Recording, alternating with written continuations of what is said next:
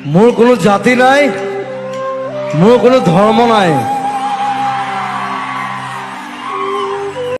আজি জনপ্ৰিয় কণ্ঠশিল্পী জুবিন গাৰ্গ ডাঙৰীয়াৰ যিহেতু এই মুহূৰ্তত অন্ত্যেষ্টিক্ৰিয়া আৰম্ভ হ'ব, সেইকাৰণে আমি আল্লাহৰ ওচৰত এটি দোৱা আৰু প্ৰাৰ্থনাৰে তেখেতৰ কাৰণে আমি সদগতিৰ কাৰণে দোৱা কৰিম। আল্লাহুম্মা আমিন। ৰব্বানা আতিনা ফিদ দুনিয়া হাসানা ওয়া ফিল আখিৰাতি হাসানা ওয়া কিনা আযাবান নাৰ।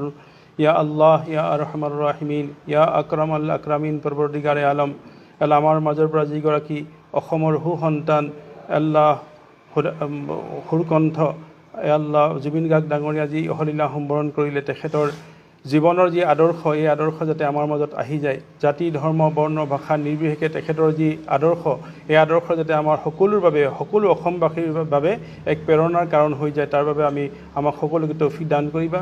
ৰব্বুল আলামিন ইয়া আকৰামাল আকৰামিন। তেখেতৰ সহধৰ্মিনী আৰু তেখেতৰ সহ্যাগত পিতৃ আৰু তেখেতৰ অনুৰাগীসকলক ধৈৰ্যৰ শক্তি দান কৰিবা।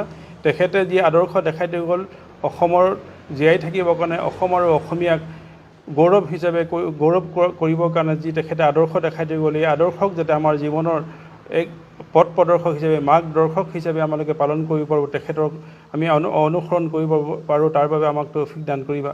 আজি দাৰুল শিৱসাগৰ দিনী মাদ্ৰাছাত আমি এই দুৱাৰ মাধ্যমেৰে তেখেতৰ অনুৰাগীসকলক ধৈৰ্যৰ শক্তিৰ বাবে আমি দোৱা মাগিছোঁ, আৰু তেখেতৰ অনাগত দিনবিলাক যাতে আমাৰ মাজত অমৰ হৈ জীয়াই থাকে। তেখেতৰ যি সৃষ্টিৰাজি, এই সৃষ্টিৰাজিৰ মাধ্যমেৰে যাতে আমি তেখেতক সদায় জীয়াই ৰাখিব পাৰোঁ, তাৰ কাৰণে তৌফিক দান কৰিবা।